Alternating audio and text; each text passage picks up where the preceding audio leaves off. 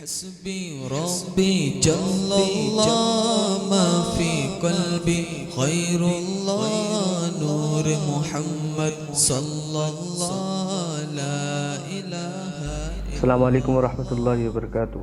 میرا سوال مفتی صاحب سے یہ تھا کہ روزے کی حالت میں ٹوتھ پیسٹ کر سکتے ہیں یا نہیں؟ جواب ارشاد فرمائیں۔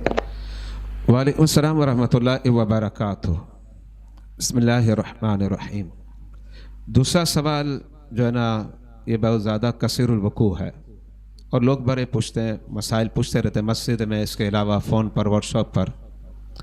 ٹوتھ پیسٹ کا جو استعمال ہے اس کے بارے میں ایک بات پہلے کلیئر کر دوں کہ کسی چیز کے ذائقے کو چکھنا بلا عذر فقہا نے اسے مکروہ لکھا۔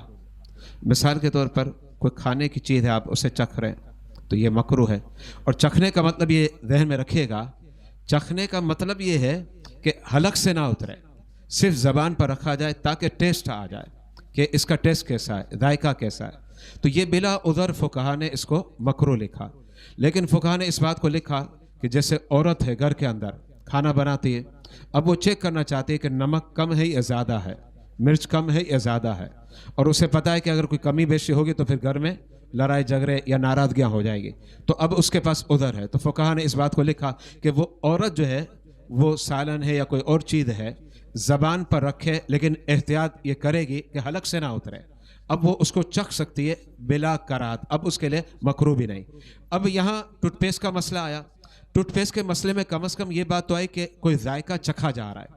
اگر وہ ذائقہ چکھا جا رہا بلا عذر تو مکروہ ہے، اور اگر عذر نہیں، واقعی صفائی اسے اسی سے حاصل ہوتی ہے تو اب کراہت ختم ہو گئی۔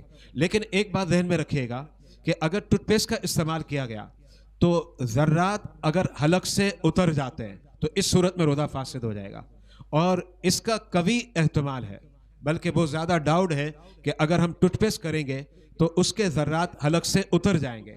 اگر اس کے ذرات حلق سے اتر گئے تو پھر اس صورت میں روزہ فاسد ہو جائے گا۔ ہاں اگر ذرات نہ اترے تو اب روزہ فاسد نہیں ہوگا۔